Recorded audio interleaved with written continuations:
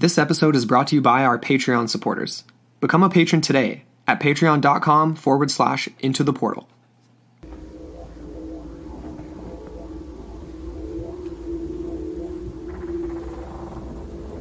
On January 18th, 1788, a fleet of 11 British ships arrived at Botany Bay, what would later become Port Jackson, on the southeastern side of Australia, transporting over 1,500 passengers, with roughly half of them being convicts, stuffed away in the underbelly of each vessel. This was the first of many shipments of human cargo as well as British settlers to Australia's strange and foreboding landscape, the seemingly perfect place to ship all those who had sinned, and a new world for those brave enough to explore. A sentiment that would lead many explorers to their ultimate demise at the hands of the Australian outback. The heat, deadly plants, unknown insects, and most significantly, its strange and dangerous animals. One such creature was particularly feared by the Aboriginals of the southeast, and tales of its vicious attacks would eventually trickle through the newly established British colonies. A monster known as the Bunyip.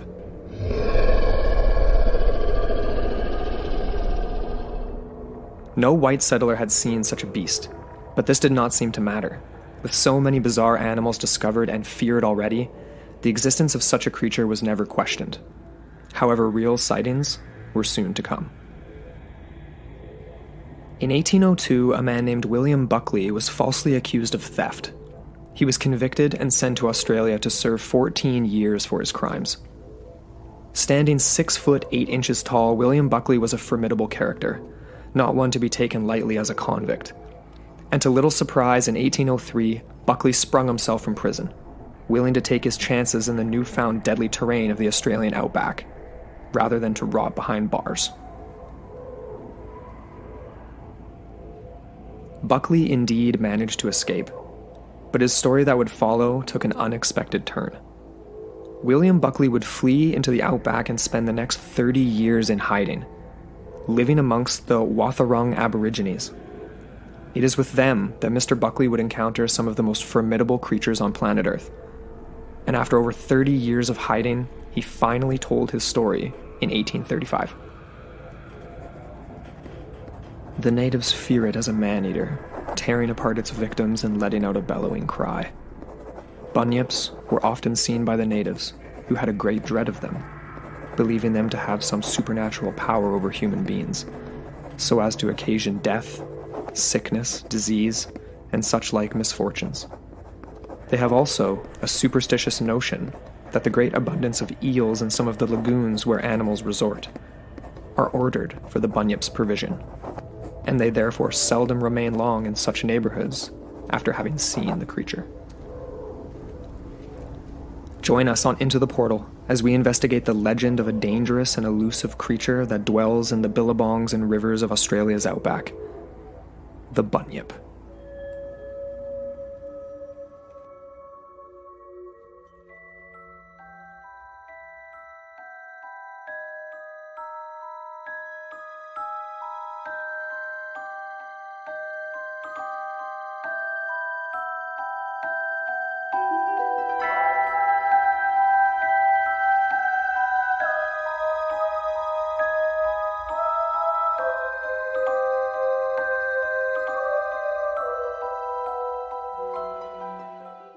Hello, and welcome back into the portal. I'm Amber Ray.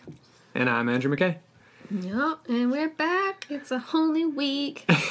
What are we talking about, Andrew? We are talking about a legendary and very elusive creature on this week's episode. Mm-hmm. Heading back into the cryptozoology realm, which I've been wanting to do for a little while now. Heading down under. Down under. Down under. I'm going to have the worst. There's going to be some bad Australian accents throughout this, for sure. So bear with us, all our friends down in Australia, because we do have some other shows we know down there. Yep.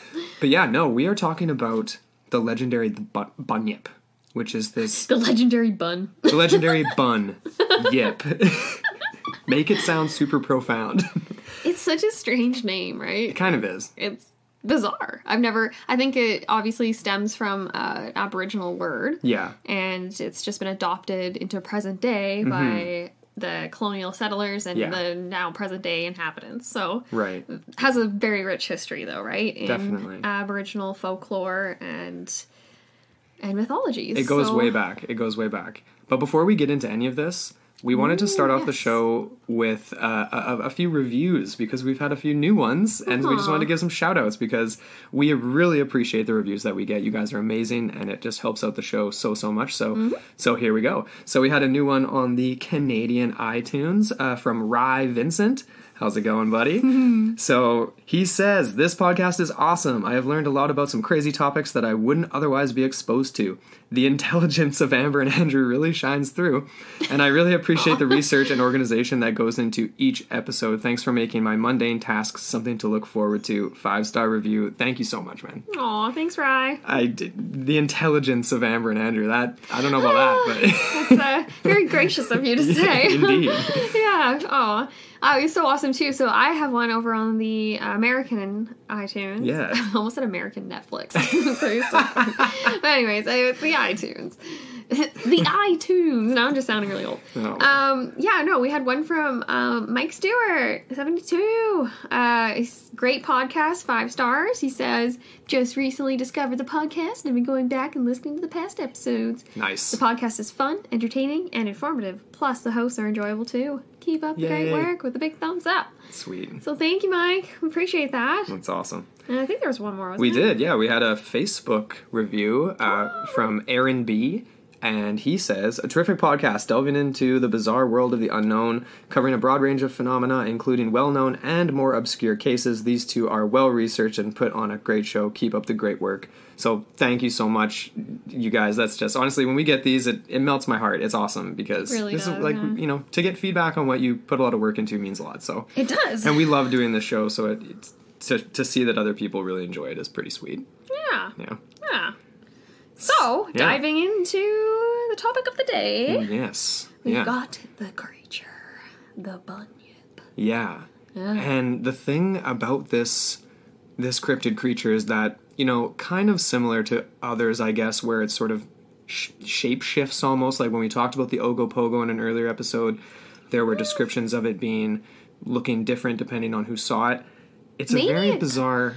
I don't know, though. I feel like shapeshifter, that's kind of a strong word, right? Sorry, I guess I shouldn't say that. It's the shifting perception of it. Right. And this is a semi-aquatic creature we're talking about, so a lot of the times parts are obscured, not a lot's showing. It's said to reside, this was so funny, when you go into the Wikipedia, it says...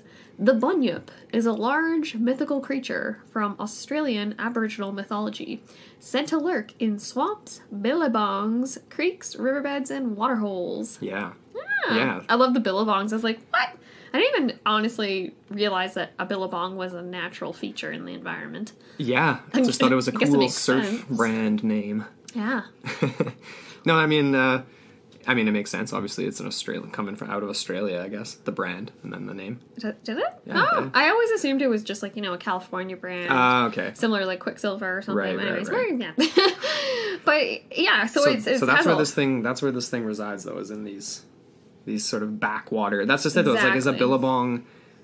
I mean, swamps and billabongs sound more remote than, say, creeks and riverbeds. Like, creeks and riverbeds could be in various locations, but predominantly the sightings have been in the southeastern corner, I guess you could say, of the continent of Australia, and it started with the Aboriginal peoples in that area who have been around for a crazy long time. I believe the technical term is a long-ass time, because they've been around, like when we looked into the North Sentinel Islanders, the Sentinelese, for that episode, for the people with no fire, they're kind of in the same realm, so to speak, in terms of like where population and migrations would have happened way back in the day. And we found out right in that episode that they were on that island around 60,000 years ago. And that was a rough estimate. Some claimed longer, some claimed less. Right. But and that was kind of the median. Yeah, and that's kind of the same situation we're in with when we're looking at the history of Indigenous Australians. Some say as early as 65,000. Some argue as far back as 100,000 years. But generally the range is around like 40,000. Okay. 40 to 60,000 years ago. It's a lot of history. It's a ton of history. actually maybe makes sense as far as like the theory section when we get to that, because a lot of these creatures that supposedly could be the Bunyip were residing in this time frame, right? In the Pleistocene era. Right. So the megafauna. Isn't that insane to think that, like, yeah, like their ancestors, your people were having to avoid, like, giant kangaroos and, like, giant, you know, like, you think a crocodile is big now, like, the animals that they were having to deal with were insane.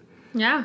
So. Man killers. And so that is how the Bunyip is sort of figured as in Aboriginal mythologies, is a man killer. That's right. And definitely larger than a Labrador Retriever. Some people estimate it's about the size of a baby calf. Not a baby calf, like a 6-month calf, that type of thing. Well, that's just it. So, I mean, here's the thing. It's greatly feared, and it's said to hunt at night. It's supposed to be this nocturnal aquatic creature, and I feel like that's one of the reasons why it's been tough to see. Well, you know, it does actually make sense, because a lot of creatures in Australia are nocturnal simply because of the heat. Right. And they have to. Like, that does make sense. Yeah, exactly. Like, a lot of marsupials come out in the evenings and all sorts of things. Yeah. Because I know so much. Anyone from Australia, please feel free to correct me on that. Oh, we know a few. I'm sure they'll be reaching out after this episode for sure. But yeah, I mean, it was said to kind of stalk its prey at night, and it didn't directly attack humans or seek them out, so to speak. Mm-hmm. It was more so just when people were around these watering holes, billabongs, places, you know, near water at night or in the evening. It was just a dangerous place to be. You were just kind of in the wrong place at the wrong time. It wasn't necessarily seeking out humans specifically. But maybe if they went too close or something. So, again, some people think maybe it was just a cautionary tale, but there's definitely some substance to it, something real behind it for sure. Because this is a, you know, if for the indigenous Australians, I mean, they're having to deal with some gnarly animals on a daily basis, right? Starting from 60,000 years ago, if that's when you think they arrived, all the way up to present day, still living in the outback. For them to be afraid of something it really means something, right? Exactly. Because they're dealing with all sorts of stuff. Funnel mouth spiders, eastern brown snakes, got the box jellyfish over there. It's just, geez, got all sorts of crazy stuff. So I think what's important is to probably go ahead and give a physical description of this thing, because right now all of our it's so funny the descriptions and the illustrations are wildly different from one another. Very much so. But I feel like right now in all of our listeners' minds it's just this big black thing that there's just like, you know, it's like just a big, this, it's whatever. Yeah, I wonder what people are picturing in their heads. I know, because right in it is just a monster in the water. Yeah. As of right now. So let's try to do a description here. This is just, anyways. Okay, do you want to you jump kick in. it off? You jump in. Okay. Well, all right. So, yes, like we said, oh my gosh, I can't even talk right now. They vary wildly. So wildly that some scholars believe that this is just a sort of nominal catch-all for all sorts of different regional monsters. And we'll kind of get into that more, because there are sort of like 2 big sort of sub-camps within the Bunyip. Right. And then within those, there's almost like 9 different variations. Yeah, like sub-categories of appearance. So, but like we said, it's about the size of a 6-month calf, so like a baby cow. Or at least that's how it appears in the water. Exactly. Right. So that's what's seen. Visible. That's what's seen. Yeah, exactly. So there might be a lot more to it. Generally described as having a horse tail, either a long neck or a dog face. Usually it's one of the two. And then multiple people have described feathers. Some describe like kind of like dusty gray feathers. Some describe scales. There's tusks involved, beards, duck bills, also like flippers, almost like seal-esque flippers. Right. And yeah, like the long neck is in some, so it kind of lends itself more to like a plesiosaur type description, but everything else leads to the imagination elsewhere, right? Other stuff. So altogether. Yeah, so it's like I don't know. And so there is definitely, like we said, there's 2 more solid kinds of the Bunyip. Right. Remember, before we get into those 2 solid kinds, like I just wanted to kind of make the point here. It's like, even though there are crazy variations in the descriptions of this creature, when we were looking into this, it reminded me right away of Ogopogo sightings. And Ogopogo sightings are a little bit more specific. Like it's always a serpent, but it varied in terms of like the size, the head. Some people said it was like the head of a dog. Some said it was the head of a horse. Yeah, the color. Some said it had hair, like a mane. And we saw that in the at the Indigenous History Museum with like that artwork done of it, and there was antlers on it and things like that. So it's like there's almost these elements of these creatures that are more mythological, like with horns and stuff like that. But it just made me think about the Ogopogo because the description of the Bunyip is like the head of the dog, right? Like that immediately was like a similarity there. The tusks having horns on it. It's like those are kind of more dragon-like features, right? Maybe. And, yeah, and there's some crossover there. And then when you get into the other stuff like duckbill, whether it has flippers or doesn't have flippers, it's almost like they're sightings of different things. That almost reminds me of like a weird platypus or something. Yeah, like a monstrous platypus. Are platypuses still around? Yeah, of course. Where are they? Good question. Someone show me a platypus. Aren't they in Australia? Maybe they are. I feel like that's the perfect place for them. All sorts of weird I'm stuff. fairly sure. Anyway. Australia's the best, though. People that come from there, like, every time you meet someone from there, it's just like... They're always so fun. They're always so fun. They're always so chill. You're just like, how are you so cool? But surprisingly, the people we asked quite a few Australians that we've kind of come across in the last, little bit, and not very many people had ever heard of the Bunyip. Which was surprising. And my sister was just there recently traveling for her school. And she asked around a lot too. And she was actually down south. Like she was in the Victoria area, which would have been in right in the heart of it. Yeah, neck of the woods. And not that common. It's actually curious too. Because I was driving around a couple of Australians a few weeks ago. I was their chauffeur for a wine tour. And they... had an interesting story. The guy, he actually grew up in the northern part of Australia. And so that's kind of like known as like the sort of like the backlands, the hinterlands, the more wild area. It's not, it's more wooded, less of like just like the tundra like you see in those classic photos and stuff. But he had an interesting story about how one time he was hunting with his dad and a couple of other friends. I think he was actually with a couple of aborigines. Okay. And they, if I remember him correctly, because we were drinking wine, if I remember correctly, he said that there was one instance where they were in the woods and they heard this booming call, like a roar, like a crazy, like deep, just... I don't know, something out of this world. Like it caught them off guard. Definitely. And the people he was with, they kind of just nonchalantly referred to it as the Bunyip. Really? And they kind of just moved along. They're like, okay, well. Just like it's just almost like how the Sasquatch is regarded or things like that. It's just, that is what it is. We don't question it. Exactly. That is very interesting. And actually, we didn't make that point, but that is one of the characteristics that despite the variations in how it looks, the bellowing sound, like a blood-curdling, like, roar. Some describe it as like a shriek. Yeah, sometimes it's more shrill, sometimes, but it's always unsettling. It's most often described as a booming call. So I don't even really know how to imagine what that sounds like. It's like, when you hear booming, it makes me think like, like the roar of a lion, but like not like one continuous sound. It's almost like a pulsating, like a bass, what I mean? Like a pulsating, echoing like, through almost the like, land. Almost like maybe elements of infrasound to it, right? Giving people an unsettling feeling or whatever, right? That would be so effective if you're trying to intimidate things and trying to like mark your territory. Because that's what I kind of imagine that being. Sort of like a call to be like, hey, like almost like how owls do, like, at night, kind of like, or whatever, like a lot of birds do that, a lot of creatures, just to let other things know that they're in the area, right? And that's their territory. That makes sense. Yeah. So cool, though.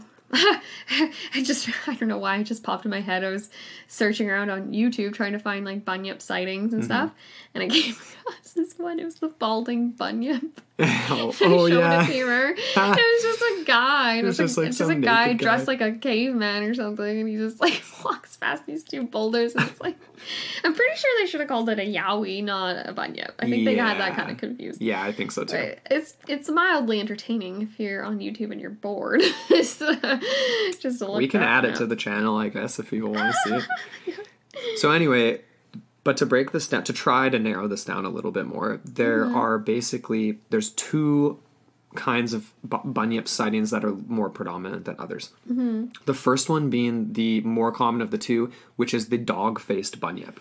So, you know, like I just said before, similar to like the Ogopogo, when I say dog face, it's like it has a snout, and it's kind of more square. Right. I feel like it's more like dragon-esque.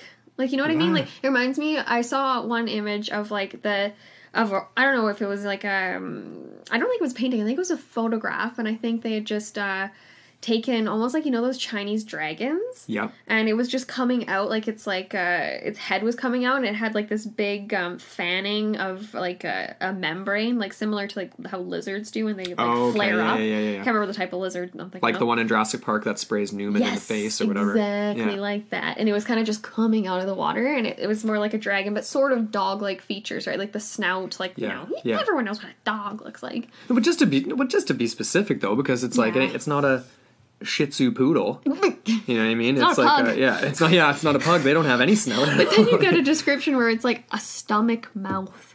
So that reminds me of a pug. It's like, what does that even look like? Stomach mouth. That's mean? A creepy description. That's weird. That's almost like Alien, right? Where it's like the mouth comes out of the mouth or something. Yeah. No. Like the no, you're thinking of like it was like Family Guy or something did a stupid parody from Alien, and it was like the never-ending like tongue. Oh, yeah. Like the tongue comes out, and then the tongue has another tongue, and then that one has another, or something like that. Anyway, the never-ending extensions of the tongue. So the dog-faced bunyip is kind of the most common, and it has a shaggy coat. Mm-hmm. So it's definitely got like matted hair, fur of some kind. The second is a long neck bunyip, so more similar to like a plesiosaur type thing, but at the same time, this long-necked bunyip is still seen having a mane and shaggy coat. So, and the tail is always included in that, too. Right. So that part to me is like, how are...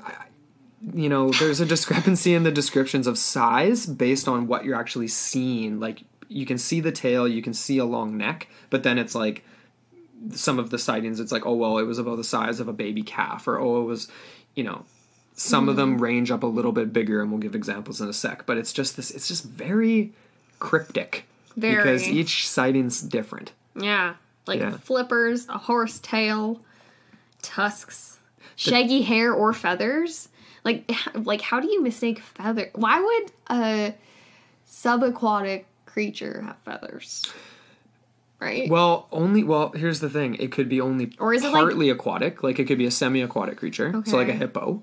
Right, or something like along those lines. I'm imagining like the feathers of a ostrich or something. Well, I mean, there's like dinosaurs had feathers. Oh, true. Right? Isn't that like one of the sort of more modern? Ooh, is it? I believe it is, and dinosaurs have. Oh my gosh! It just popped up in my. I literally just said "did dino," and then the rest of it popped up. That's creepy. Well, a lot of people. I think Google's reading my mind now. Oh my gosh. Dear. And we need Brian and Angelo on that. Hey, can Google read your mind now? Has tech gone that far these days? Every time, you just had blood work done, they probably just put a chip in there.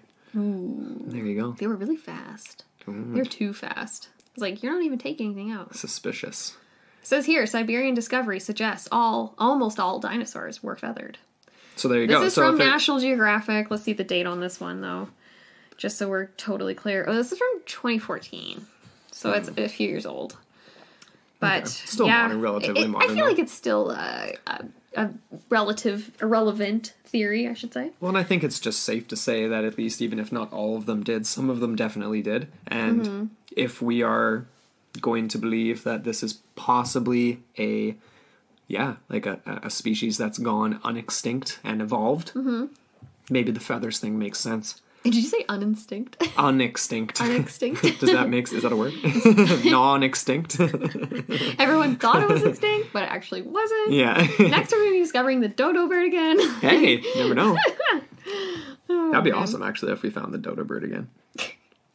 That'd be time to celebrate, you know what I'm saying? It really would. Really, really would. So... There's an interesting quote here. Did you want to read that? Yeah.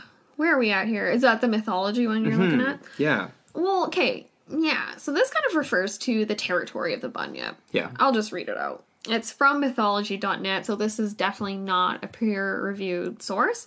But again, it's kind of hard to find those when you're talking Bunyip. We had a few, but there was a few. Yeah. And then we had a couple books that mentioned it as well. But this one, yeah, again, it's from mythology.net. So, quote, "The Bunyip's territory is far-flung, with sightings of him reported all over the Australian continent." So not just in the southern area. Sorry, that was an end quote. This can't... Yeah, sorry, you finish the quote, Yes. and then we'll go. Okay, quote, "He dwells in swamps, lakes, rivers, and even in aquatic environments that routinely drain during the dry season, like waterholes and billabongs. Although he is typically considered to be an aquatic creature, he has been sighted lumbering over land as well." End quote. Interesting. That's interesting, So yeah. I thought that's why we included it, was because of that last part there. Lumbering over land as well. And the thing with it being sighted, reported all over the Australian continent, that's where we get into the 1800s. Because the first wave of settlers would have been in the late 1700s, right? And nobody was really established until a little bit after that. That's when you get sightings reported all over the Australian continent, right? Because people have heard of the story now. So all through the 1800s was 100 years of crazy numbers of Bunyip sightings, and that first 30 years from like 1780 through into the first decade of the 1800s was when people were getting to know what it was, and it was just an Aboriginal legend, an isolated Aboriginal legend. Okay. Or story. I mean. Or true story, whatever you want to think of it. Once they had the reference point, that's when we got, like you're saying, like a big sort of wave of sightings. Right. That didn't really, it was kind of concentrated in the mid 1800s, right? Yeah. Starting in like 1820. Pretty much. And going up to the 1870s. And it was concentrated in a few specific areas at first. It was like Lake George area, the Lake Bathurst area, and some surrounding areas around that. And the reason that those were significant were because there were finds at them, not just sightings, but some paleontology finds that we'll get into in just a sec. Okay, are we going there now? I mean, we have we have the Aboriginal lore versus the modern conception. Yeah, so that is interesting to me because in the more traditional Indigenous lore, there is a lot more emphasis on the threat, right? It's perceived as something that will attack and will kill, and there is accounts where exactly that has happened. A woman, we'll get into the details of that in a sec, but essentially there's been deaths reported where people were attacked. And so it's interesting because when you get into the modern conception, a lot of the theories that are tied to the Bunyip make it seem as if it is a little bit more of a herbivore, a little bit more of a benign sort of creature. Right. Something similar to, but like at a the same wombat, time, basically, at something the like same that. time, in the same breath, let's think about this here, because even if it is an herbivore, it does not mean that it's not aggressive. You get that all the time. You get that with hippopotamuses. Yeah. You get that with... Very true, actually. With I don't even know. a lot. Well, of what about herbivores. rhinos? Rhinos will charge you. Or omnivores, right? Or exactly that, Right? yeah. Where but there definitely isn't any accounts of it being a man-eater. Not any conclusive evidence. Yeah. If anything, I feel like a lot of these attacks have the characteristic of protection as sort of a measure. Right. Like, you know what I mean, on the part of the creature. Like, either maybe it's too close to a nest, like the person that's attacked, or perhaps just, they're just territorial. That They're actually like, makes that makes a lot of sense, right? Because if you're seeing it at near the water's edge at a swamp or a billabong, then that's going to be very close to where its nest is. Excuse me. You're just a little bit close. You're in my bubble. Juniper berries. I have a big personal bubble here, guys. Okay. Yeah. I just need a lot of room. Well, clearly. Nobody ever sees it, so he must, need... That's interesting, the whole description of the billabong as a draining. I didn't realize that was a thing. Yeah. I don't really know much about billabongs. I mean, I feel like it's just a glorified watering hole, so by the sounds of it. That sometimes dries up, with sometimes a fancy name. Yeah. Yeah. That's so Australian, though. Seeming like, they've got all sorts of hilarious names.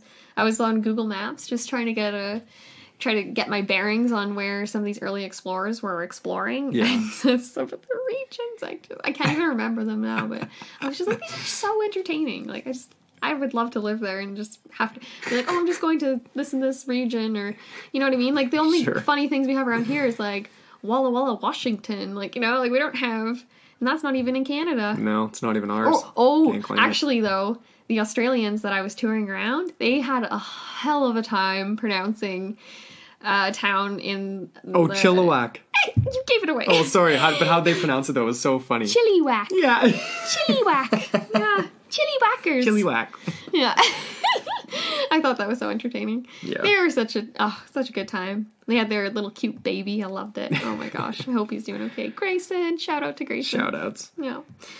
But we're basically at the point here where in the late 1700s, there was the first wave of Europeans, and that's where the story started to branch out, right? Like, and what I kind of thought at first was like, I mean, obviously Europeans, getting off a ship in a new place, you're going to be seeing things and they're going to seem really crazy.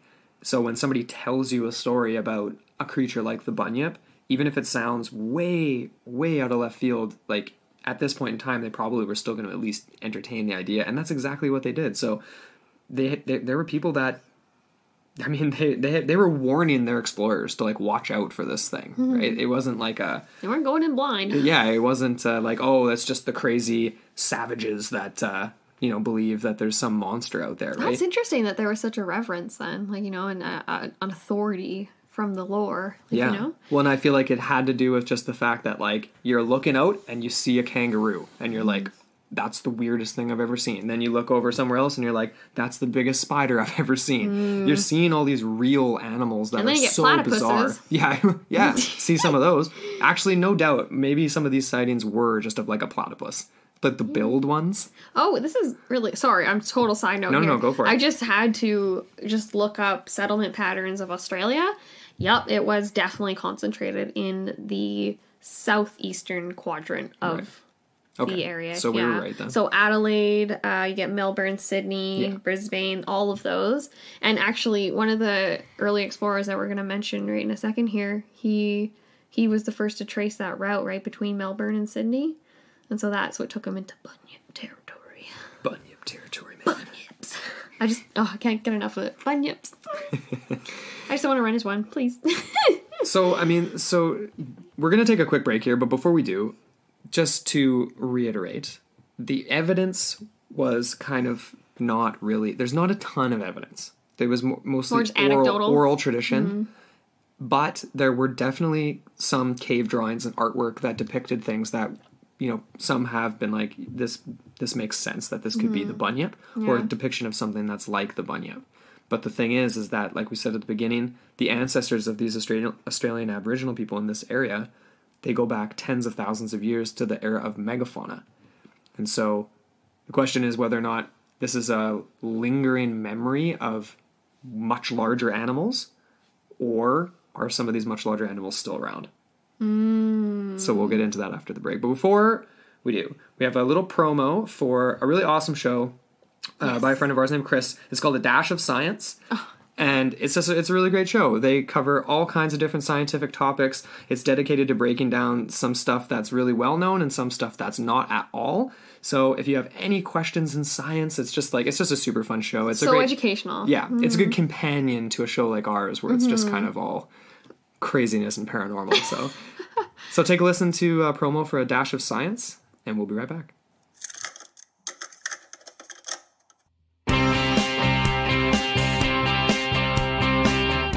Hey everyone, Chris here from A Dash of Science. You ever wonder how we evolved from apes, even though there's still apes around? Can't figure out why we don't have a cure for cancer or why we aren't gene splicing the hell out of everything?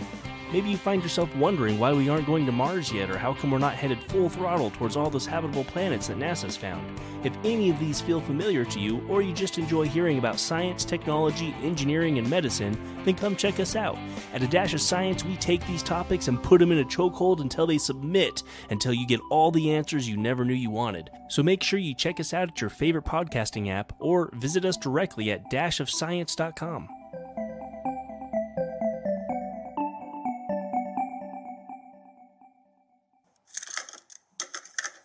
And we're back. So make sure to go check out A Dash of Science and give those guys a review and a subscribe. Definitely, I'd highly recommend it. Super informative, and they're just, they're very personal and just entertaining too, right? Definitely. Like, I love the music he used for his Yeah, me too. Yeah. So, okay, we're gonna start getting into some of the sightings, because these are interesting. Yeah, sightings and evidence. Some evidence, because it's fleeting, the evidence. But, I'm of the mind, after we've been looking into this, that there's definitely something there. There's something that people are seeing, whether it's, like a lot of cryptid creatures, it's probably 99% of the time it's just a sighting, something that's real, but there's got to be something else going on. So, and it's sort of supported, right, by the, not fossil evidence, but the cave drawings. Yeah, absolutely. Megafauna era. We didn't mention that. Hey? No, we'll get in that. We kind of that sort of comes up get in into this. it. We're getting into it right now. Right this second. Well, it starts with this find, right? So this 1818. Okay. There was this guy by the name of Hamilton Hume, and he was an explorer, a British explorer, and he was working with a guy by the name of James Meehan. So who are these guys? Because I was just like, for me, it was a little decontextualized when I was first looking at this story, and I just wanted to get a better picture of who these two individuals were. And I thought it was very interesting. Hamilton Hume.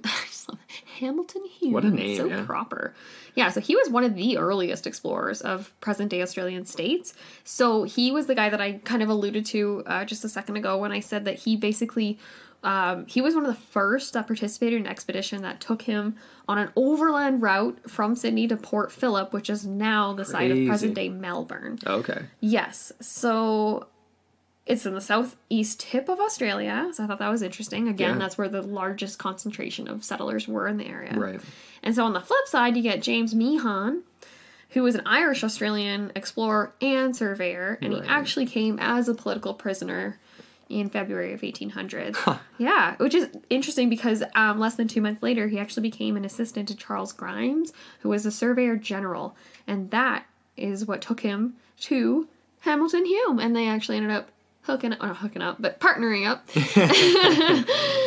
I don't think they were that kind of partners. Oh, you never know. But, you never know. A lot of time alone. A little bit of a Brokeback Mountain situation. You never know. You never know.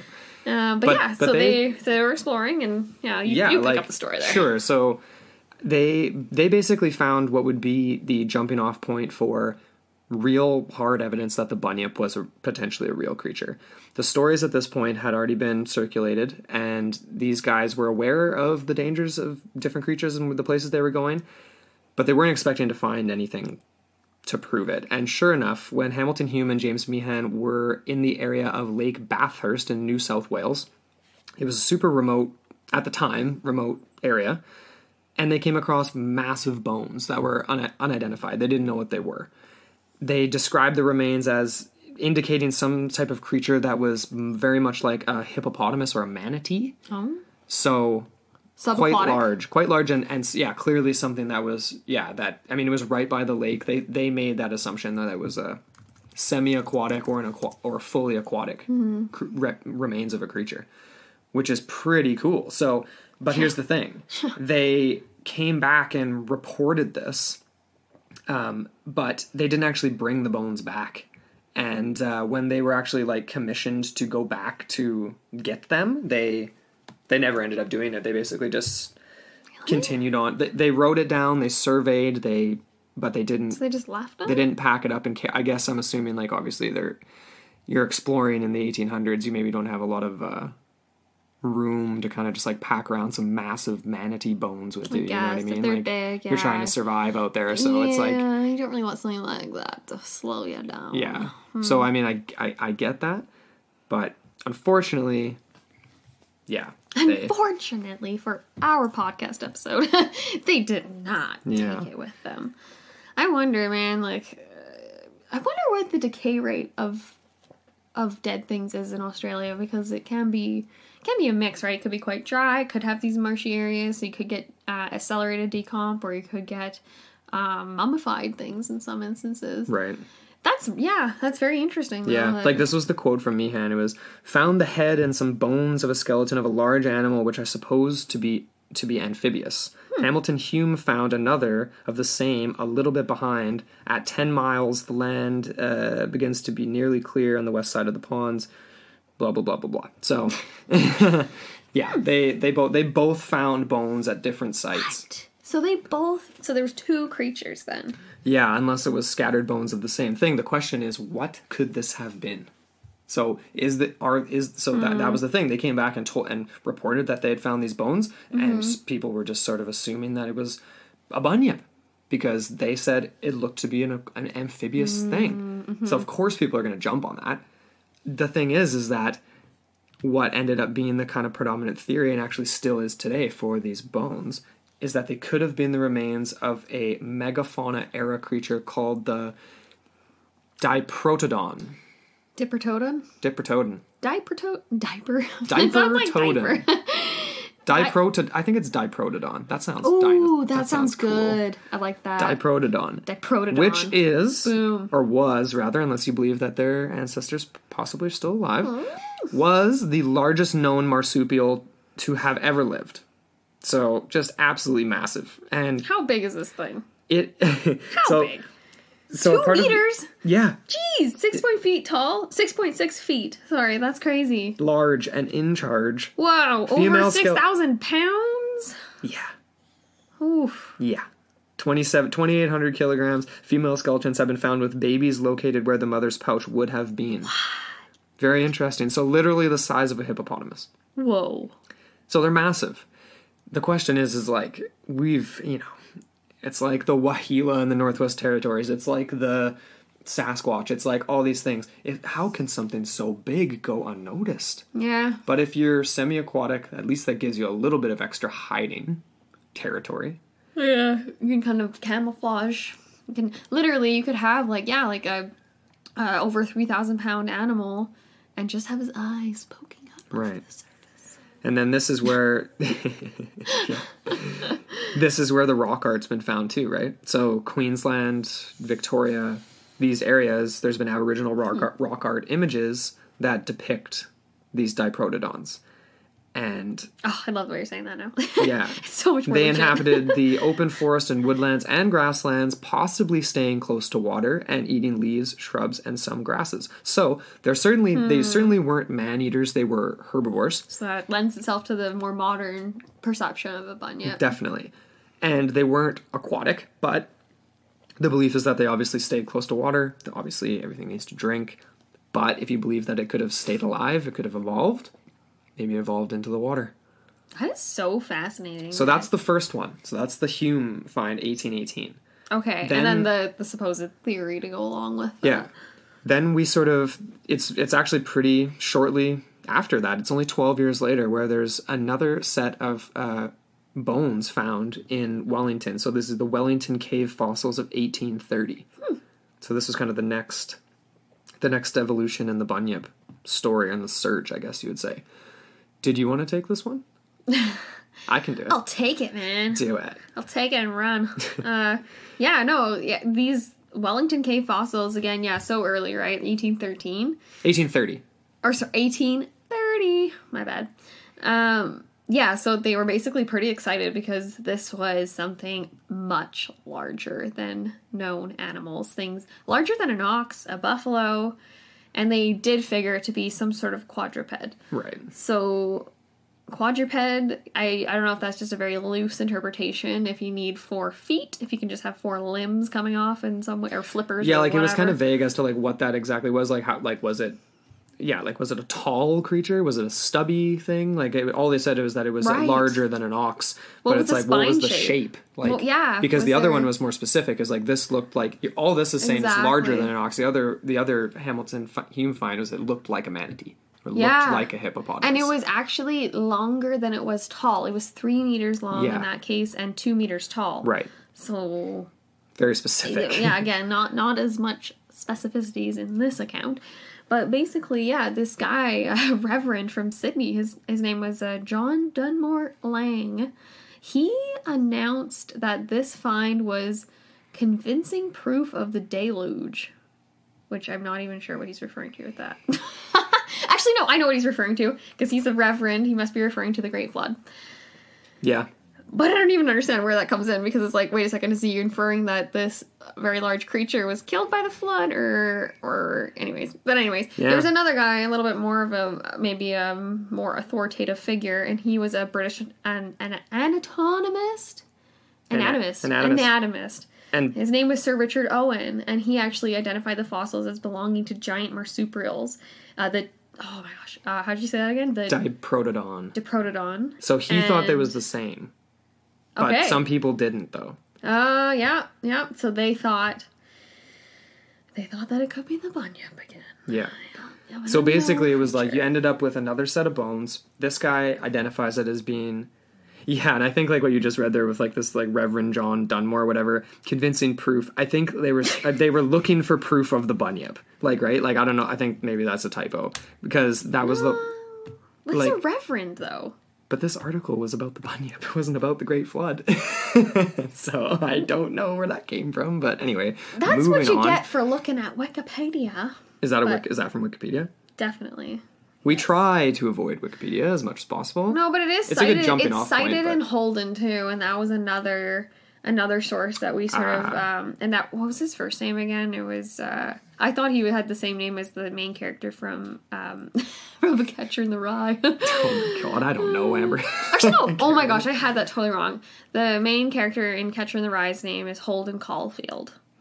Great. Just so everyone knows. Great. Because that's relevant. Yeah, Amber was trying to remember these random things earlier, so there you go, everybody. There you go. Wonderful. So, it wasn't actually, Holden Caulfield, but it was a Holden. He wrote a book in 2001 all about the Bunyip and how it basically had this mythology of fear behind it. Yeah. And how it had been, the description has had changed, and the sightings over the years. It was actually really interesting. I couldn't actually find it on Google Books, like the preview, the online preview, but I did get a very good synopsis on it. So Cool. yeah.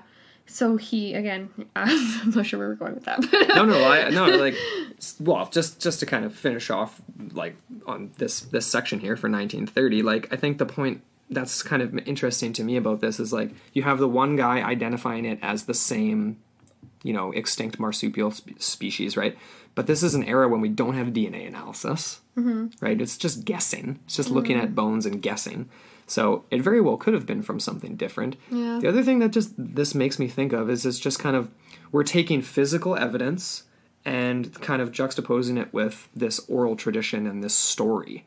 And it doesn't match up in the same ways that we see other monster or other stories like this in other places. So, like, again, I'll come back to the Ogopogo. The Ogopogo never evolved into being something that was feared. It stayed the same for 10,000 years. It was had a very specific cultural purpose. Yeah, exactly. So if there's oral traditions of a herbivore marsupial diprotodon, it seems very strange to me that over the centuries, millennium, that would evolve into being a man-eating monster. Doesn't that seem strange? Unless, again, it was serving a very specific cultural purpose, where it's almost like, sometimes in the South in the U.S., people will warn of witches in swamps that'll get kids and stuff like that. And it's just more, it's supposed to be sort of like an Aesop's fable, where, you know what I mean? Like, it's just a moral thing where it's like, don't go into the swamp, don't go into this or that, because you're gonna get eaten. No, I get that, though, but it's like, this is Australia. There's already enough real stuff that's going to kill you. Why would you have to make up a fable? You know what I mean? Like, that sounds like a but Eurocentric all fables thing. are based on something. That sounds very Eurocentric, though. Like, that doesn't sound like Aboriginal oral tradition to be like, don't go down to the pond or you'll drown. But you know what I mean? That's just it, though. It's so well woven into the storytelling traditions and stuff that maybe perhaps true. It's not. Yeah, you're right. I come from a European white settler background, so of course all of my reference points come from that. Of course. But yeah, no, I could just see it maybe serving a specific purpose. Right. And yes, everything in sort of like mythology and stuff has some sort of basis in reality. Yeah.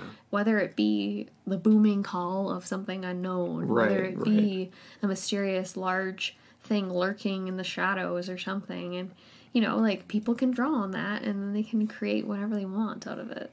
So, I don't know. Maybe this is a very similar... But you're going back to what you're saying about how, like, the evidence, like, you know, like, the physical evidence and then the mythologies don't really add up. I feel like that's a lot more common than what, like, you know, like, it's... Maybe. It's... You get that all over and even with the Ogopogo, right? For another example, just to compare. Yeah. You don't get any physical evidence. There was that one little small body that washed up on shore, but that was later determined to be a salmon or something. It was some sort of fish. Yeah, they thought it was like an infant of... an infant Ogopogo, but it was something else. It was just like a deformed something else. Yeah. Yeah, well... But you get that all over, right? That's a very common feature with these types of cryptid creatures and stuff. Yeah, I guess so, hey. And it's so funny, because there was again, another... Well, there was the Geelong Advertiser. I know, what a name, eh? Geelong... So the Geelong Advertiser was one of the first newspapers in Australia, and I don't know if it's still circulating, but it was in Victoria. But 1845 was one of the first years where the Bunyip was actually, like, published. Mm-hmm. Like, there was works published talking about it. Talking about the sightings, talking about the evidence. Yeah, like, it was just becoming a cultural knowledge, you know what I mean? So, yeah, sightings and evidence. I mean, this is the 1840s, so you have to think yellow journalism, you know? You're going to latch onto a story about a monster, right? Yeah, I got to run with that. Yeah, exactly. So this is when it kind of started to crop up, and, you know, but at the same time, like, a lot of them weren't, you know, they're not super sensationalist articles or anything like that from what I glanced at. There was nothing that I wanted to include quotes from because it wasn't that profound. It was kind of just like, oh, so-and-so saw something that thought it might be a bunyip, or... And then a few years down the road, literally 1 year down the road, 1846, there's another piece of physical evidence. Right. And that's, again... up for debate as to, because it's not in existence anymore, right? Like, that we know of. Yeah. It probably is in someone's personal collection somewhere, and they're just like, this is a bunyip. Do you want to take this one? Well, like, I can do it. So no, I know. You're so funny. Take it. Just take it. Yeah, sure. I'll take it. Take it. There was the Fletcher skull, and this was a very strange skull that was found in 1846. Sorry, and again, it was actually put on display in a museum in Australia. And it was found on the banks of a river. Oh, I'm gonna love saying this. The Murrumbidgee River. Nice. The Murrumbidgee. Sorry, I'm just gonna say that again. Yeah, that I actually sounds right. Googled Australia on Google Maps because I was like, I need to come up with something. Like the Cootamundra. What is that? The Bururwa? The Goolbum? Goolbum. Sorry, these are all like maybe areas or towns. But anyway, so we're going back. Oh my god, we're just butchering our geography here. You're making us sound not smart. No, these are just all really random little areas in that sort of pocket in the southeast quadrant that we're talking about. It's all relevant. Gotcha. But when I was initially doing my Google Maps search, I was just like, what is this place? Like, there's so many funny things. But getting back to the Murrumbidgee River skull, multiple Aboriginal groups declared that this was indeed the skull of a bunyip. But, of course, scientists would disagree. They said it was either the skull of a deformed cow or oxen. That's just BS, man. Yeah. It's just, I don't like that at all. We actually saw photos of it, right? And it definitely did not resemble any sort of cow skull that I'm familiar with. No. I've sketched a number of cow skulls, and I know what they look like. Yeah, like they say deformed cow, but it would have to be significantly severely deformed. Are we talking here? Because like, that is like very unrecognizable cow. Yeah. Maybe a sub-aquatic cow? Yeah, no, like the sketch of sub-aquatic cows. Well, hey, hippopotamus, right? Sorry, yeah. The sketch of it, it looks more like the head of a dog. Like, right? So, kind of like the original descriptions, like where the More of a jaw, the forehead like comes down kind of drastically, and then almost like a snout that goes Yeah. out. And we'll include this image on the website, and we'll definitely be posting on social media for promotion for the show, so you'll definitely get a chance to see it. You can Google it as well. It doesn't really look like a cow or oxen, and I feel like it's obviously kind of pretty easy way out in 1846, because you can make that claim, yeah, it's not a bunyip, it's an oxen. But you don't have to back it up, because there's nothing to back it up with. No.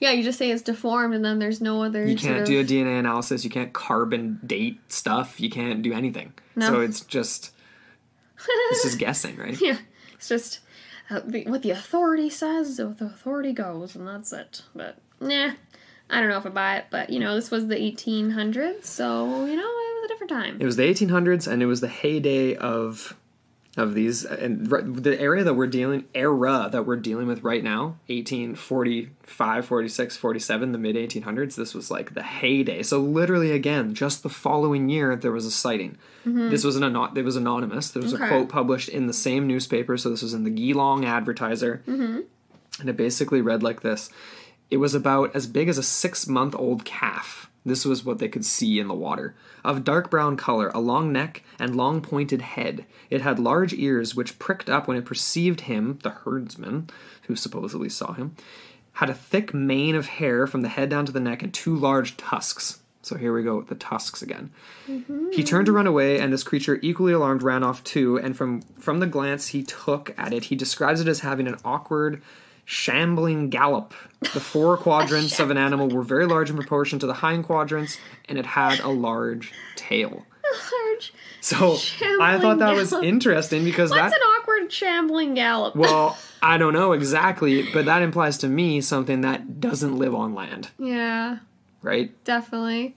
Yeah, I'm more buying into the idea that this is like a huge platypus. I'm going with that. But anyway, sorry, we're not getting to our conclusions yet. But the more descriptions and the more we kind of like talk about this, I'm just like, this definitely. And I'm looking at a platypus right now online, so it looks like it could be something related to that. The shambling gallop. What a description! I know, right? I love it. Oh man. Anonymous though, hey, like there was just nothing to. Yeah, there was no name. It was just. Interesting. Yeah, I know, right?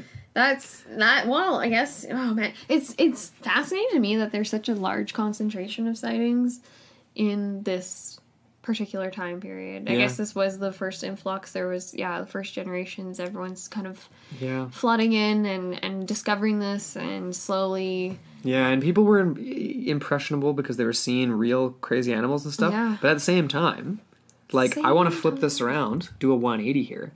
Because I feel like we're kind of teeing it up to say that, it was the mid-1800s, so people were obviously going to, like, run wild with a story of a monster. But it's like...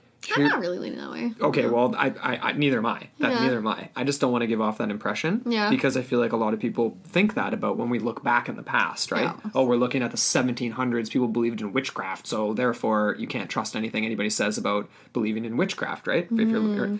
I don't buy into that. I feel like even nowadays, 2018, like we're so like our brains are just flooded with stimuli. Like I'm more likely to believe in something that's not real probably than somebody in the 1850s. You know what's weird? The things that we would believe that's real that isn't are probably so much more mundane than, you know what I mean? Like I wonder, hey?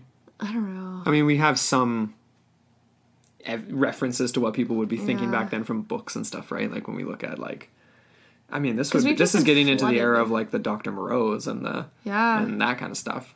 Dr. Moreau. Oh my gosh, I was listening to Double Density the other day with Brian and Angelo. With Brian, I was just hanging out with Brian and Angelo. Them, yeah, and they had a bit on Moreau and stuff. Oh really? And Dogman and all that. It was really cool. Very cool. Yeah. If you guys haven't checked out Double Density, I'd highly recommend it. It's a really awesome mix of paranormal. There we go. There's that second promo there. Second promo. We're not gonna play it, but yeah, that's my little bit on that. So this next one here, though, is kind of, to me, one of the best pieces of evidence. It's just a very direct account. I love this account. I love this guy's story. Yeah. We just came across him in reference to this, and it was a man by the name of William Buckley. And he actually came over to Australia. Again, he was convicted of a crime that he actually wasn't guilty of, supposedly. I'm not sure. Do you know what the crime was? It was theft. Oh. It was theft, and he was sentenced to 14 years. Yeesh. In the penal colony of Australia? Yeah. All right, so upon arrival, he actually escaped, and he became, like, full bushman, man. Like, he was out there. Supposedly what happened to him, he was just wandering, surviving on his own. He happened to come across a spear that was actually a grave marker for an Aboriginal grave. And so he took the spear, and he was wandering through the woods, the hinterlands, and he came across a group, and the woman that he came across, it was actually one of her deceased relatives that they had buried and put the spear there as a marker. Oh. And you know what she did? She thought that he was a spirit, like a reincarnated spirit of their dead one. And so he was highly revered when he came into their settlement, and he actually became an integral part of it. He actually is a expert marksman using their Aboriginal tools. Crazy. And by the time he actually ended up emerging over 30 years later, he was fully inducted. He almost reminds me of Call of the Wild or something. Or no, that Mel Gibson movie. What was the one where it was like the... I'm drawing a blank. It's the one that Avatar was based off of, and everyone's like, oh, that was just a rip off of, not Call of the Wild, but Avatar? Sundance? No, not the Sundance. Oh, Dances with Wolves? Dances with Wolves. That's Kevin Costner. Kevin Costner. Yeah. Right, yeah. Screw Mel Gibson. I'm not a huge fan of that guy. No. But yeah, Kevin Costner and that whole thing. So yeah, he's basically full out Kevin Costner. Expert. He was an expert in warfare too by the end of it, but he wasn't allowed to participate because he was this revered spirit from the afterlife come back, is how they interpreted his existence and his... What a life to lead, right? Eh? Escape from jail. And then he ended up regaining contact with the colonial world one day when the inhabitants, they told him of a ship that was passing. And he ended up, he emerged from the forest, so it's described, wearing, like, lion fur, or no, not lion furs. There's some crazy, like, furs and everything. He's just, like, full, like, the K Bushman guy or whatever. Yeah. And, I'm sort of picturing, what's his name? From Wilson. Not Wilson, but, the volleyball Wilson. Castaway. Yeah, he's like a castaway. Just looking all disheveled. Wilson! Yeah, I know. So anyways, he was basically, so that's his backstory. Yeah. And he came across the Bunyip, and he came across several accounts of it. He definitely believed it to be real. Yeah. He saw it with his own eyes. He said he had seen the back of the Bunyip several times in swamps and marshes. Right. And he described it, again, as a creature about the size of a calf. And what he described as having dusty gray feathers on its back. But he never saw the head of the beast. He only saw the back. Crazy. Very cool, though. And his account emphasized the supernatural powers of the creature. Right. Because, again, I feel like very similar to Ogopogo, it's got this sort of spiritual reverence and things like that going on. So, yeah. And this, again, is where we get into the account. He described one woman who was violently killed by a Bunyip. And she was just too close to the marsh. And she ended up just, I don't know, they don't actually describe it in full detail that I came across, but... You know what, though? I think there's that sketch, like, if anybody who Googles the Bunyip, it'll be one of the first things you see is it's in the mouth? Yeah. Yeah. And that's what that's from. That's what that sketch is from. Yeah. That makes sense. So anyway, if anyone's interested more in William Buckley, there is actually an excellent book by Tim Flannery, written in 2002. It's called The Life and Adventures of William Buckley. So we will include that in those sources as well. Cool. Very interesting, though. Yeah. Yeah. Yeah, I mean, because this is a direct account. You know, he came out of the bush. He did an interview, more or less, like he talked to people. Yeah. And then there was a book published about him later on in the 1850s. And he did his own autobiography too. Right. Mm-hmm. Yeah. So he was there. You know, he was there. He was a European. He was arguably the first, white settler to actually see a Bunyip, because he was there in the earliest days of the penal system there, and escaped almost instantly. It sounded like he said the Pinot system. It's like, oh, I wish. Dang, they're drinking some Pinot Noir over there. Well, there's so many jokes about shipping convicts to Australia, right? It's like, just take all your convicts and ship them to a beautiful, warm, tropical place with ripe mangoes and and sunny beaches. And everyone else is in freaking foggy London and miserable. Right? They should have had that the reverse. They should have kept everyone in industrialized England. Yeah, and everybody else goes down for on vacation. vacay. Yeah, exactly. Oh, man. But yeah, no, I feel like that's one of the better accounts. Totally. One of the that better William accounts. Buckley, he is a character. Yeah, fascinating life. And like he's really creepy looking in that one portrait. And I don't know if we mentioned, but like he was there's no wonder that he was seen as like a god or like as a second coming of that ancestor, because he was 6'8". He was a massive dude. Whoa. Like 6'8" for back then is a big guy. You know what I mean? Like that's. And he had big black hair, white skin. Super He probably pale. looked like a ghost or an angel to them or something. Yeah, very much so. He ended up taking 2 wives within the tribe. Oh, yeah. Mm-hmm. Yeah, so he was... And he had at least one child. Yes. Yeah. At least one. Bow, chicka, bow, wow. Yeah. Anyway. He had lots of time on his hands. Indeed he apparently. did. I guess he wasn't going to war, so... He was just back with the ladies. Yeah. Living it up. So then shortly after... Yeah, so then couple decades after that is kind of released. So that's 1850s when his autobiography kind of like comes out, is widely accessible, and people are kind of getting this account being like, wow, like there was and he was pardoned when he came out. He wasn't ever reconvicted of his crimes or anything like that. And right. So people kind of, I think that obviously helped his case too, you know what I mean? And then again, a couple decades later, in 1872, there's another sighting. Supposedly, this is where you read this earlier, and you're like, doesn't make any sense, because it said it was half as long as a retriever dog, which to me Its only means like it's what's sticking out of the water. True, like that's the head actually a and good neck way to or something, right? So jet black. You can tell one is near if you hear booming, roaring noises. So you need to pay attention to these noises because they're notorious. It's a symbol for them having a taste for human blood and flesh. That is purely the legend. Oh, and then the little, it's like especially women and children. So the more vulnerable aspects of society, therefore, again, sort of alluding to the Aesop fable kind of route, you know what I mean? Like, yeah. No, No, like, I totally... if you're in that category. Cautionary tale. Yeah. Yeah. You know, I did find... we're basically just going through... in chronological order here. The next one came from... It was a post by Lauren Coleman, actually, the renowned cryptozoologist. And this was just on cryptomundo.com. And when I first read it, it was kind of interesting. I was like, is this like a dramatic reinterpretation? But it's basically just a repost of an article that was found from November 26th, 1881. And so even 1881, this is, climbing up towards 100 years after some of the earlier sightings and reports from Europeans. And it basically says, an unclassified animal popularly called the bunyip is believed to exist in some parts of the interior of Australia. Its movements are as eccentric as its appearance is ill-defined. That's a mouthful.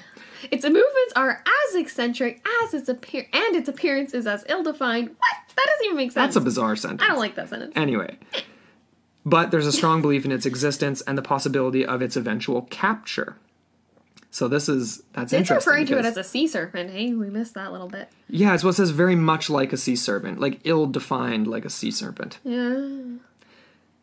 Yeah. The bunyip, from all accounts, is of amphibious habitats, and when disturbed in its nocturnal...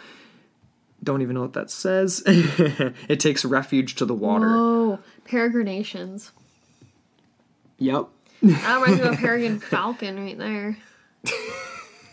And I don't know why. Because peregrinations literally means a journey, especially a long or meandering one. So, right. So there you go. If anyone was wondering. Nocturnal wanderings. That makes sense. On terra firma, it takes refuge in the water. So again, we get the sub-aquatic sort of, or semi-aquatic? Yeah. Yeah. It makes a noise like the roaring of a bull, which has often been heard at a distance when the beast itself was not at all visible. So the sound can travel a great distance, and this was just another straight newspaper article, almost like warning people. You know what I mean? Like almost just being like, hey, this is believed to be a real thing. This is interesting too. It goes on to say that It moves on 4 legs and leaves in the soft ground at the sides of the lake footprints consisting of 4 claw marks. That is consistent with a platypus, because platypuses have claws. I'm thinking this is a giant platypus. That's what I'm going with here. I like it. I like that. But then you get, there's the discrepancy between the dog face and then the bill, right? The duck-like bill. Mm-hmm. You can't have both. Mm-hmm. No, you can't have both. And you can't have, it's like, I'm picturing some, motley family of bunyips, that one has, more of a dog face, one has more of a horse face, one has more of a bill face. They're all just, this weird, Yeah. Oh, that's so cute. We should write a little short story about them. Oh, we should, actually. That. Yeah. So, but the other interesting part there, though, that I just wanted to point out was, the idea that there hadn't been any real expeditions to find it but people still believed in its eventual capture, and then sure enough, in 1890, the Melbourne Zoo, I'm not going to say Melbourne, I'm going to do this for the Australian friends, Melbourne. Oh! No R. There you go, everybody. The Melbourne Zoo launched an expedition to actually try to capture a bunyip in 1890.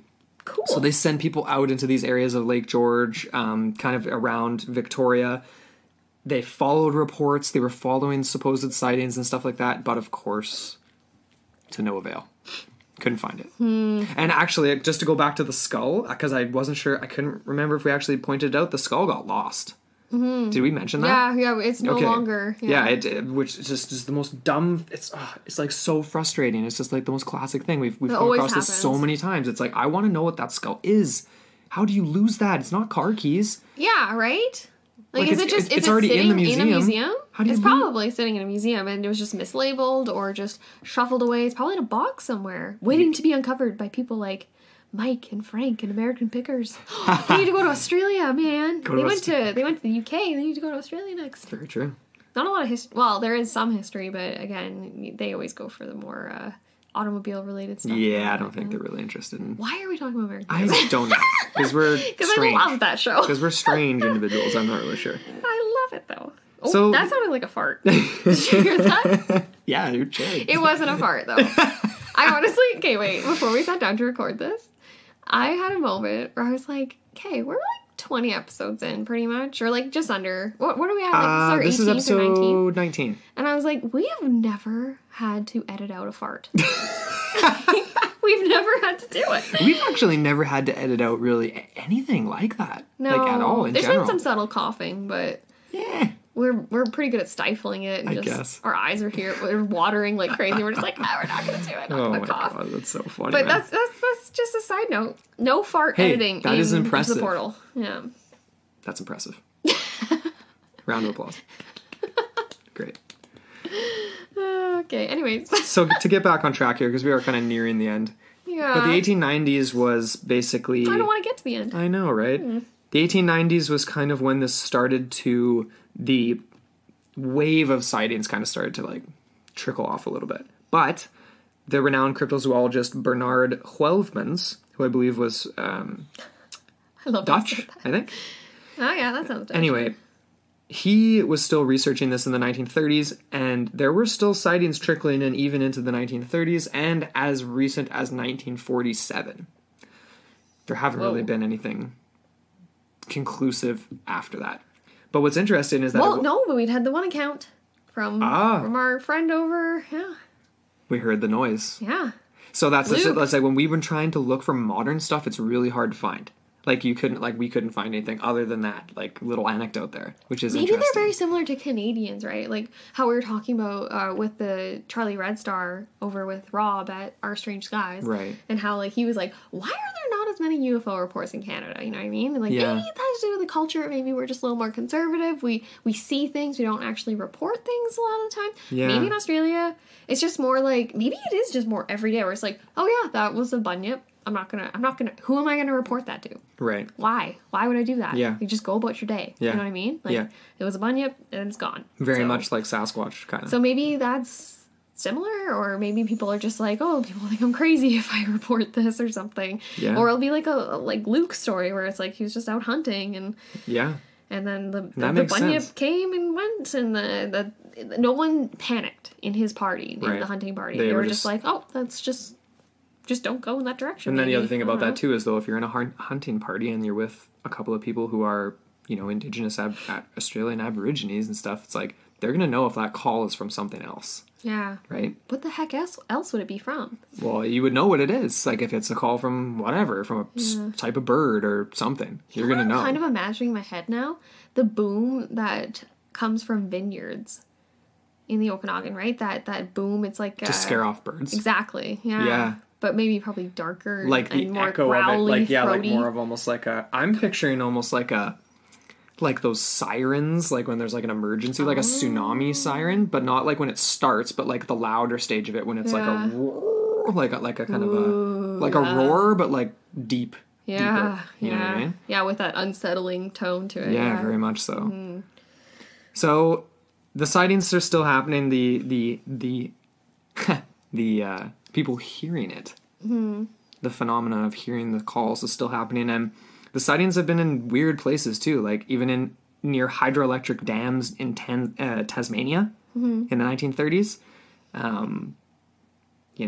In river systems where it hadn't been seen before, stuff like that in the 1940s.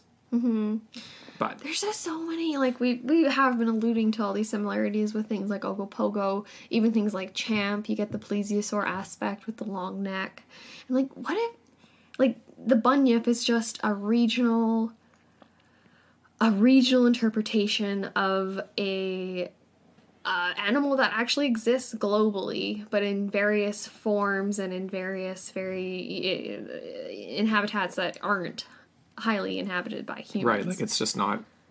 Right? Well, yeah, no, and that like, yeah, no, I buy that. It's just I buy that so because pretentious of us to think that we've already discovered it all and that we've totally seen it no, all and that's that totally like I was just doing some reading today from Carl Schuker from one of his books, and not related to this episode or whatever, but was reading about man-eating plants, and he was talking about the same kind of thing where researchers will go in somewhere and they don't find anything, and then they come out and say, well, we didn't find anything, therefore it doesn't exist. We came across that with the Mongolian deathworm episode, right? Mm-hmm. But then you have these locals who believe in it. It's like, okay, well, they're there all the time. Their ancestors have been there for thousands of years. Yeah. You go in for a 1-week expedition and you don't find what you're looking for, and then you claim that it's not there. Absence of evidence is not evidence of absence. Right. You have to find it, or you got to be out there for longer to prove something doesn't exist. If you've got people saying it does, as long as those people are still saying that it does, in my mind, it exists, at least in the sense that people believe that it does, until you can definitively prove it doesn't, then it still exists. Exactly. It's manifested into reality. Totally. Yeah. So that's my take on that. The look on your face, you're just like, mind blown. So we're getting into our theories. Theories. Yeah. We'd have like a cool like theories theme music or something. That'd be sweet. That's a side note. I think that'd be really fun. But anyway. So if you guys have ideas for theories theme music, let us know. Fan created theories music. Oh. I don't even know. We would be down for Or it'd just be funny if it's just a anything. sound bite where it's just like you just say it in a really funny voice, like, and now for the theory section from Into the Portal. If anyone wants to record that and send it in to us, we would down totally to play it. Oh, frick yeah. Absolutely. Are you kidding me? Absolutely. Oh. And to be honest, too, I've been seeing a lot of shows, they get, like, fan art and stuff. If there's anybody that listens to us that likes us, that's artistic, I would be, like, just gushing for some fan art of some kind. Or, like, yeah, like, if anyone's into drawing portals or, like, 3D portal models. Like, I don't know. There you go. No, it's all good. Yeah. Oh, man. That would be amazing. I don't know if we have that big of a fan base, though. I wonder. We'll find out after this episode, I guess. Yeah, exactly. So anyway, we're migrating into our theories and explanations section here. Mm-hmm. And, well, I've already come to my conclusion. You've already kind of come to your conclusion, and we'll go over it again.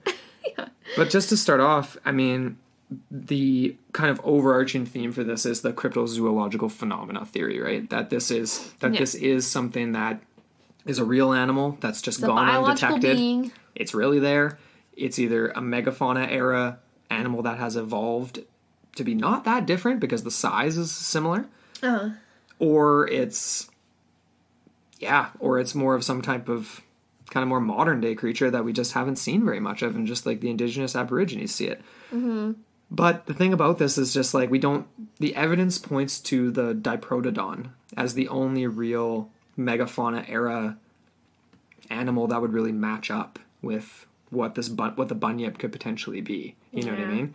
So the problem with that is, of course, that the Diprotodon was not aggressive and was a herbivore, and the size fits, but it doesn't necessarily mean that it would translate into... It doesn't mean that it matches the nature of the beast. No. But at the same time, you could make the argument that perhaps these aren't aggressive until you wander into their territory. And in that sense, there are a lot of animals that... say, a silverback gorilla, omnivore, highly territorial. You know what I mean? Very true. Yeah. What was that, Steve-O and Jackass when he went up and he was it was like Wild Boys or something. Was imagine if they're just very sensitive creatures and they feel that way when someone walks past or that kind of makes sense. You know what that reminded me of was and we haven't done an episode on it. It definitely deserves its own, but the aggressive behavior for territorial reasons reminds me of the Dober Chew, which is Irish. Which is basically like the Irish king otter. It's a cryptid creature in lakes and river systems in Ireland that is basically just massive aquatic man killer of an otter that will seek revenge on you, basically, for messing with it. And there's tons of evidence of its existence in Ireland, and there's stories about it, but it reminded me a lot of that because it's very similar. That, fleeting evidence, but there is still some. Semi-aquatic or fully aquatic, and isn't supposed to be aggressive, but the stories say that it is. I mean, I'm not saying that the bunyip is related to the Dober Chew, but I'm just saying that there's very similar characteristics there, and similar sort of mythologies. Right. Because again, the Dober Chew, is it actually aggressive, or are people sort of painting a picture of aggressiveness? Yeah. Yeah. Getting super technical here, aggressive. Well, and it's like anything too. It's like Lake Crescent when we did the episode with Brian and Angelo for Cressy. The eels were supposedly super aggressive. Like when we had that one bit with divers went down. Yeah. They're not supposed to be. Right? But they were. For a good reason, probably, Right. Yeah, so that makes a lot of sense. I like that, the cryptozoological argument. I think that definitely has a lot of, I don't know what to say, legitimacy, but it has a lot of probability in a sense. It's a huge continent, Australia. Well, and like you said earlier, there's a lot of uninhabited area, and even though the Diprotodon or similar kind of things could have been the explanation for it, it's still just kind of more like a piece of oral history. You know what I mean? The idea that this is the dominant theory. The Diprotodon theory is the predominant theory for the bunyip, but it's that the peoples, the ancestors of the indigenous peoples were around when they were there. And it just simply got passed down through oral tradition until eventually 46,000 years ago when the Diprotodon supposedly went extinct. This is freaky. The oral traditions kind of continued on. Pictures, like the skeleton, that's creepy, man. So, okay, wait. Diprotodon, that it looks like it resembles almost like a miniature T-Rex, but with not the little mini T-Rex arms. It's got the four legs. Yeah. There is also that theory, the giant sloth theory. And I can't remember. I know that it has a technical name as well. I'm just trying to pull it up. I mean, it all just you pull it up. It all just falls under the megafauna. This is the Pleistocene. This is the end of the Pleistocene era, and just massive animals that were around at the same time as our human ancestors. And that's what's important here. The weird part is the aquatic angle. Because... Oh. Okay, sorry. You found it? Oh, no, yeah. That's actually... I knew that would make sense. Okay. Diprotodon australis is a massive marsupial that resembles a wombat the size of a rhino, and it's more commonly known as the giant sloth. Okay, there you go. So it is the same. So it's the same one and the same. Right. I was kind of confused because you weren't saying giant sloth, giant sloth, giant sloth. So sorry. I was like, I need to hear the giant sloth. Right. But it is the same thing. Right. One and the same. But there is other giant species that maybe this could... I don't really buy the whole giant kangaroo one. No, I don't, but the reason that I thought it was interesting to include is there was a thing called the Procoptodon, which was, just said, a giant kangaroo that weighed up to 500 pounds and was just massive. This thing isn't described as being jumpy, though. It's described as being, like, lumbering around and stuff, you know? No, for sure. So for me, it definitely resembles more closely a platypus. Yes, I agree. The only reason I included the giant kangaroo is the fact that they were thought to be extremely aggressive. And they do have tails. Platypus don't have tails. And you always get that description of a tail, like a horse tail, horse mane. So, can you imagine being around, like 50,000 years ago, you got your spear, you're going down to hunt some fish, and you have a freaking 8.5 foot tall, 500-pound kangaroo that comes up behind you. Like, dead. no thanks. You're dead. Like no. Maybe try and hop in his Just like pouch. the Mindy Project. Like, That's... no. Just no. Mindy, what kind of hummus do you like? Just no. Excuse me, kangaroo. Just no. No, I'm not doing it. Not dealing with that today. No thanks. We should have a contest. How many pop culture references can we make in a single episode? How many we will haven't people had actually any Murder get? She Wrote episode references in a long time. Hey, well, we did and now. well, yeah, now we did because we were actually watching it today, but our PVR was broken for like 2 months, so we couldn't watch any Murder She Wrote, and it was killing me dead. You guys probably all heard it in my voice. I was dying on the inside. Yeah. But anyways. So there's some other theories, right? Like the animals that are still amongst us, so to speak. yeah. And that could The be idea that- misinterpreted or mistaken for it, maybe. Yeah. So there's an idea that elephant seals or leopard seals could be possible explanations because they have been found to travel like further than they should up waterways. Oh, interesting. But they are aquatic and they are ocean bound, right? They're ocean, and and they're not. Again, they're not going. It would be very strange for them to be so far inland. It would be like one of those situations where it's super disoriented and it ends up just in the wrong place, kind of. Mm-hmm. Yeah. An elephant seal. These things look hilarious. They've actually got like a little trunk. But again, not really the dog face or the... No, it doesn't really match the descriptions. The only thing that matches is the fact that they swim and that they're quite large. Now that I'm looking at this, though, could that possibly be the remnants that were found by Hume and Mihan? Yeah, because this shape very closely resembles the skull that we saw pictured. Well, if that's the angle why we would want have to someone take, suggested that in the first? Like, oh, it has to be an oxen. It has to be a deformed cow. Like, what? I mean, I guess at this point in time, maybe knowledge of anatomy of animals just wasn't even there. Like, maybe just didn't even think to. Or maybe honestly, maybe they didn't even know that elephant seals were around. Maybe not. I mean, these look like manatees. But if we were going to if we're going that route, though, theory-wise, to think that, okay, maybe it could have been an elephant seal, what if we go the reverse angle? Instead of there being a megafauna that evolved to adapt to live in aquatic, like the Diprotodon, what if it was an already, evolved seal that's out to sea that then moves inland and that's just an offshoot? It's just another species of seal. Exactly.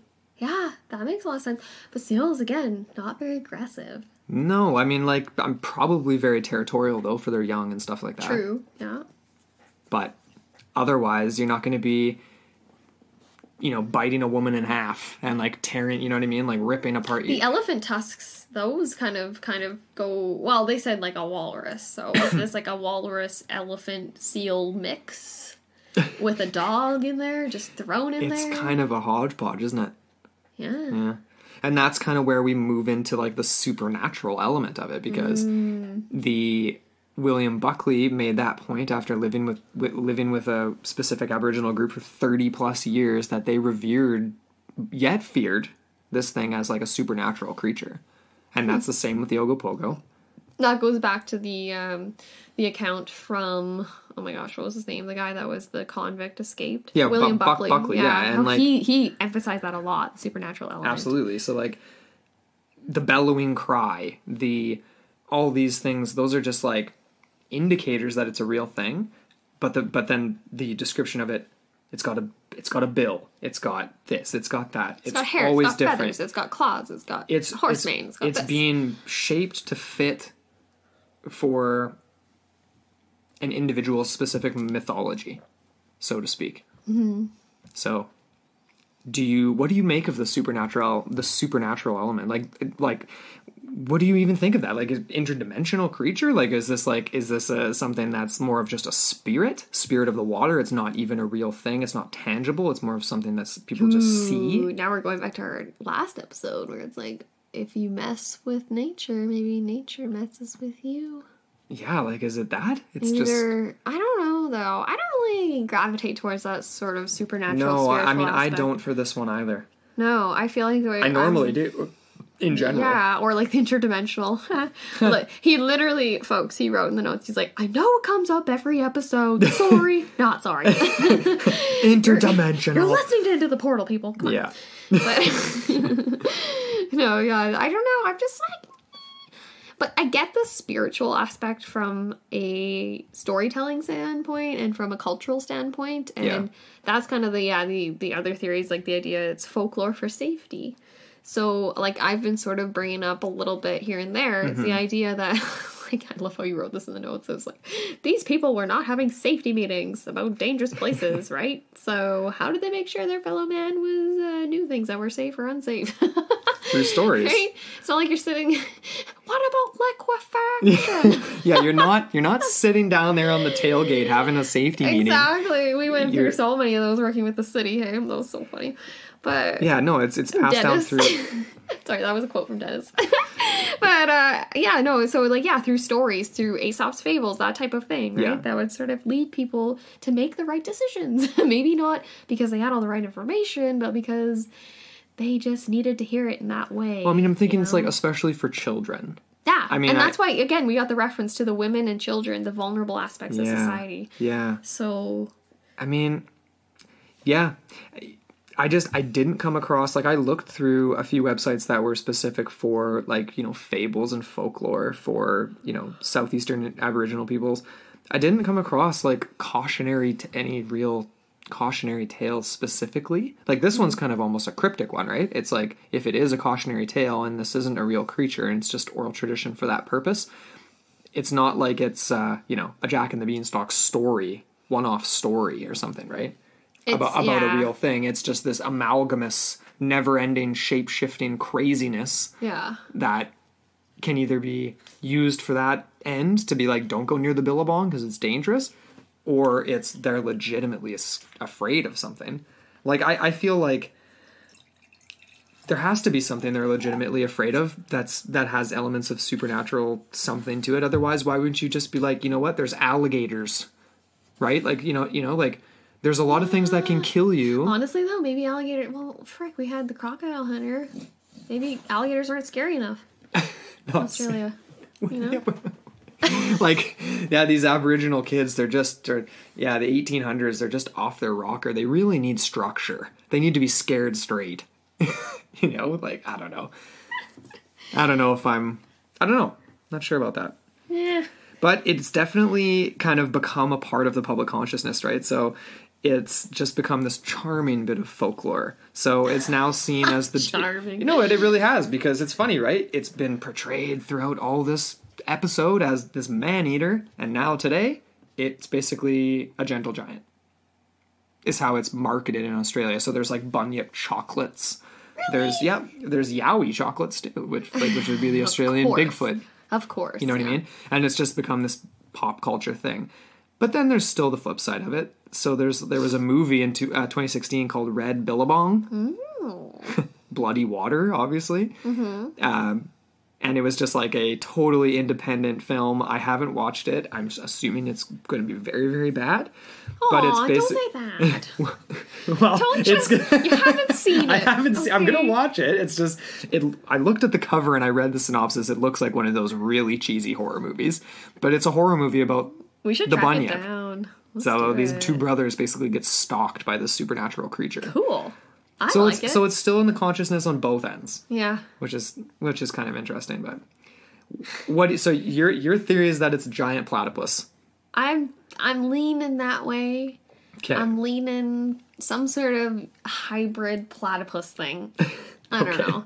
What's your favorite theory? And you're basically basing that off of, like, the descriptions of the sightings. Yes. Okay. And the fact that there is the precedent of these other giant megafauna type creatures living in the area, and I just feel like I just really like platypuses. When I was young, a platypus used to be my favorite. I had a Beanie Baby, and he was just my buddy. And then I moved on to hippos, and I'm obsessed with hippos. I love them so much. You're obsessed with semi-aquatic things. I just love them. I love their tiny little ears and their cute little nostrils. I literally, to this day, I've had the same hippo stuffy that I've slept with since I was about 6 up to now. So I'm turning everybody. 26, so it's been with me for like 20 years. Crazy. And he's still right over there. I can see him. And you can even poke your finger into his nostril and it goes down to like my second knuckle, and it's really satisfying. It's like picking your nose but not picking your nose. Oh, as if just in case anyone out there didn't think we were like weird enough already. It's just more tidbits on us.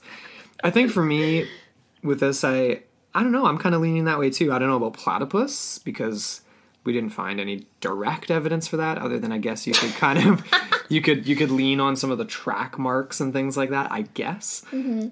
I think that it's likely to be an offshoot of the diprotodon, some sort of a larger land mammal that's just evolved to be semi-aquatic. Mm-hmm. And we know that animals like that can sustain themselves in really small populations. Right. We've seen it before. And if it's not something that's directly hunted, if it's something that's revered by the indigenous peoples, well, then they're not going to get, they're not going to be pushed into extinction. Yeah. And if they are something that perhaps doesn't reproduce on a yearly basis, but something that lives a long time and only gives off a few offspring in its life. Yeah. I think it's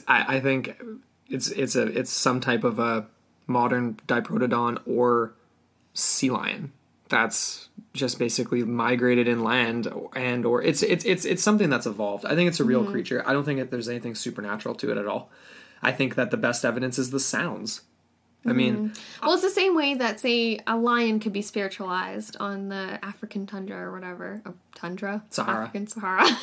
The tundra. That'd be more like Russia. Might be a bit brisk. Russian tundra. Yeah, I don't know. Siberian tiger, Russian tundra. Yeah, no, but like those sort of qualities can be applied to creatures, and so it's not as if they necessarily contain them on their own. But I think that's we're kind of on the same page then. I'm definitely leaning more towards my platypus, though. Well, we're both in the camp that it's a real animal. Platy the platypus. That it's an animal that's great. Andrew just hates so me right now. Creative. Way to get creative with your name. Platy. So cute. Oh my gosh. Well, I guess that kind of wraps it up, folks. It kind of does, yeah. I'm very curious to see because honestly, like we felt with this one, I thought there was going to be a little bit more concise as we kind of like came down towards the end and the theories and stuff as we were researching and as we were discussing this throughout the week. But it didn't really. No. It kind of just got like more muddled and weird and fun. Fun, for sure. I'm just very curious to see what you guys think of this. Yes, and if anyone from Australia is listening to this and they have had an encounter with a bunyip or know someone in their family or friend circle or whatever that has a story to share, yeah, we would love to hear it, because again, like the trail sort of tapers off in the mid 1900s. So again, other than the brief anecdote I got from our buddy Luke, which is really cool. Isn't it cool? Because that's super modern. Yeah. So, I mean, there's something strange. Something's there. Yeah. So you can shoot us an email directly to intotheportalmailbox@gmail.com with any questions or comments or anything about this episode or other episodes. Please let us know what you think, because this is a strange one. You can tweet at us or DM us as well. So at intotheportal and at AmberRay1992. And we're on Instagram as well, at Into the Portal Podcast, so you can message us on there. Come follow us on the socials and interact. Yeah, Facebook as well. Yeah. We got the Into the Portal Podcast Yeah, Facebook and we'll be group. posting some questions into the podcast group about this one, just because, like, it was tough for us to wrap our heads around it. Like, I feel like we've had more convincing evidence and concise arguments with other topics, and this one was just very tough. Definitely. But before we leave, though, we just wanted to say thank you so much to our Patreon supporters. this episode is because of Yes. you guys and because of all of you listening as well. yeah. But we really appreciate all of you.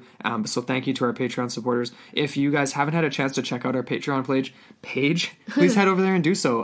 It's patreon.com/into the portal. We'll be releasing our first bonus episode very, very soon. So which is excited. covering none other than the lost crown jewels of King John. So that's going to be a really fun one. So hop on over to Patreon and check it out. Yeah, we'd really appreciate it. So thanks again for listening, guys, and until next week. Until next week, on Into the Portal.